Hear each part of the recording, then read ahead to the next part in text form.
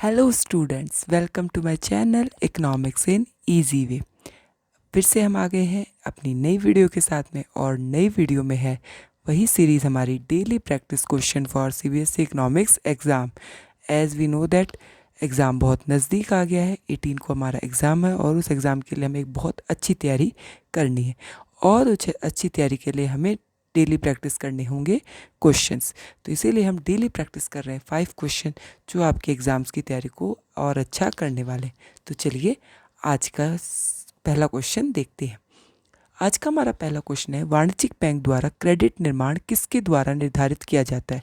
जो वाणिज्यिक bank credit निर्माण करते हैं वो किस चीज़ पर डिपेंड करता है। तो क्रेडिट निर्धारण हमारा किस पर निर्भर करता है? नकद आरक्षित अनुपात पे। आपको पता है जितना ज़्यादा नकद आरक्षित अनुपात होगा उतना ही उस हिसाब से हमारा क्रेडिट निर्माण फिक्स किया जाता है। तो फर्स्ट क्वेश्चन का आंसर आपको समझ में आ गया होगा। चलिए क्वेश्चन नंबर सेकंड पे चलते हैं। सेकंड क्वेश्चन हमारा क्या है?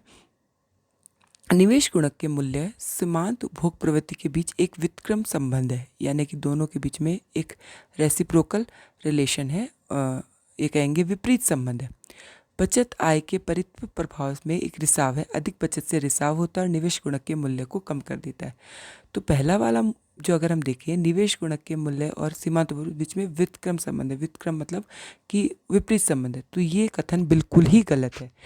लेकिन अगर हम दूसरा देखें तो बचत और आय के प्रवाह में एक रिसाव हो जाता है। जब आय में बचत होती है तो रिसाव होता है, मतलब वो लीकेज क्रिएट करता है। वह बचत किसी दूसरे की आय नहीं बन पाता है, जिसकी वजह से हमारा निवेश गुणक का मूल्य कम हो जाता है। तो इसका जो सही आंसर होगा वो क्या होगा कि अभिकथन असत्य है, और जो हमारा कथन है वो क्या है? सत्य है। तो इससे हमें क्वेश्चन जो हमारा ऑप्शन नंबर बी है वो हमारा क्या हो जाएगा? राइट आंसर हो जाएगा। चलिए क्वेश्चन नंबर थर्ड पे चलते हैं। चीनी सरकार द्वारा अपनी वृद्धि और विकास के लिए अपनाई गई विभिन्न रणनीतियों का आलोचनात्मक मूल्यांकन कीजिए। कि चीनी सरकार ने कौन सी रणनीतियों को अपनाया जिससे उन्हें वृद्धि और विकास देखने को मिला। तो उसकी जो रणनीतियाँ थी, मैं रणनीतियों के नाम लिख रही हूँ, आप इसको एक्सप्लेन जरूर कीजिएगा। जैसे कि ग्रेट लीप फॉरवर्ड प्रोग्राम शुरू किया गया था। वह क्या था कि हर घर में एक उद्योग इंडस्ट्री खोली जाए।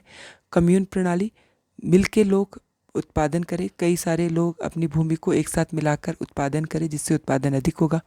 महान प्लोरिटेरियन कल्चरल क्रांति है, संस्कृत क्रांति है, वो क्या थी हमारी, जिसमें जो हमारे एक्सपर्ट थे, चीनी लोग थे एक्सपर्ट, जो प्रोफेसर वगैरह थे, जो विद्यार्थी थे, उन लोगों को विदेशों में भेजा जाता था जहाँ से वो कुछ नया सीखे।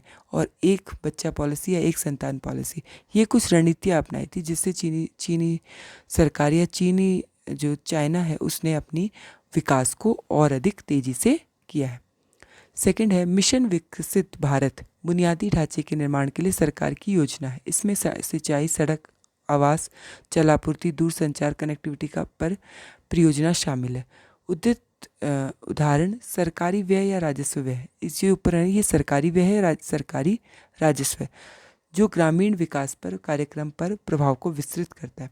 तो हमें बताना है कि ये क्या है, सरकारी व्यय है, सरकारी, और इसका ग्रामीण विकास पर क्या प्रभाव पड़ेगा।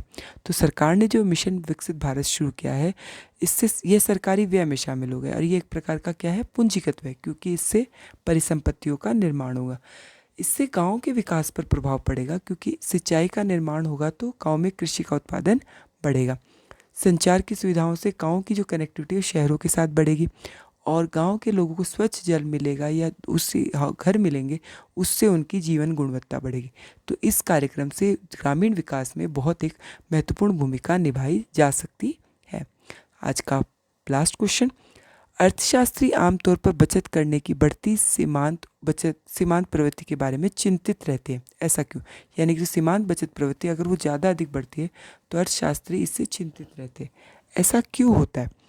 तो सीमांत बचत प्रवृत्ति से क्या होता है, उससे अर्थव्यवस्था में रिसाव होता है, यानी कि लीकेज क्रिएट करती है। क्योंकि हम मानते हैं कि एक